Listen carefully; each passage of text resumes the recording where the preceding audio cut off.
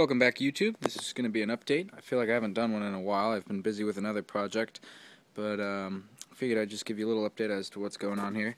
Some of you may have seen this already, I don't really know, but this is the design as to what my new layout would look like, except it'd be a little bit wider and would have 2 tracks. But essentially, this is what it is. I have my Norfolk Southern GEVOs here.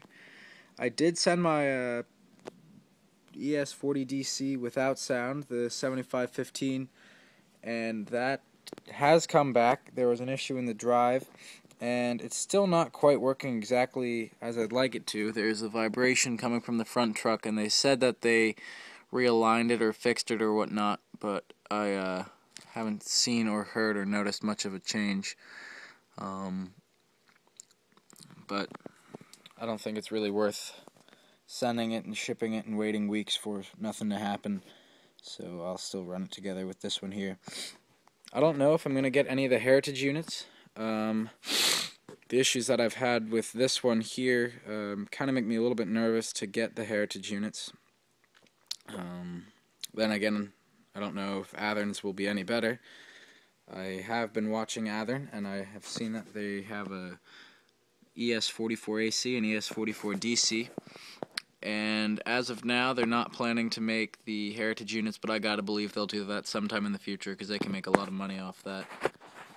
But until then, I think I'll just stick with what I have. At some point I do want to get 2 more BNSF GEVOs. This is the first one I got, and unfortunately it does have a few broken parts on it. The windshields are a little messed up. There aren't any wipers. The pilot is, some of these little things aren't quite right. And the weathering isn't quite the way I'd like it to be. So I'd like to get 2 BNSF GEVOs and keep them just like this. Not moving around at all, no weathering, just have them on the tracks. So that's kind of what's in the plan book here right now. I'm kind of just waiting it out. I'm not going to get any new trains unless I get money, and the money for those trains are going to come from trains I have or weathering project type things or the selling of these layouts. So nothing's really changing right now. I guess the biggest debate I'm having is either get intermountain heritage units, intermountain es44DCs, or wait for the Athern, which are supposed to be good, but then again I've had trouble with Athern myself, so I'm kind of at a toss-up. I'm just waiting here. If I felt really strongly one way or another, I'd probably pre-order it and get it hopefully as quick as possible and get a review up, but the problem is I'm just not sure of the quality of things being put out lately. Apparently Athern is stepping it up a little bit, and I think that's good for them. I will say I really like the Genesis box.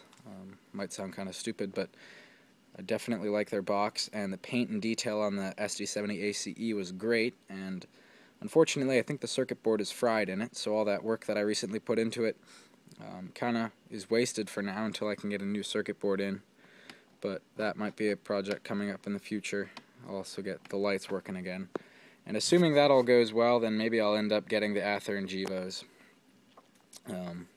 But we'll see. I definitely like the LEDs on these Intermountains, and their customer service has been great. They just send parts if they break. They answer the phone when they're called. You don't see that much in business. However, I did have pretty good luck with the service with Athern, so don't really know. I'm open to all comments and suggestions and emails. For now, though, this is about all I have. This is my layout. These are my locomotives here, obviously. I have been playing around with oil paints. I think I might have... Let's pick that guy up and put him over there. Have been playing around with that a little bit, and as you can see here, I have added some rust onto some of these hoppers here. One of them has a tiny little rust spot. There it is.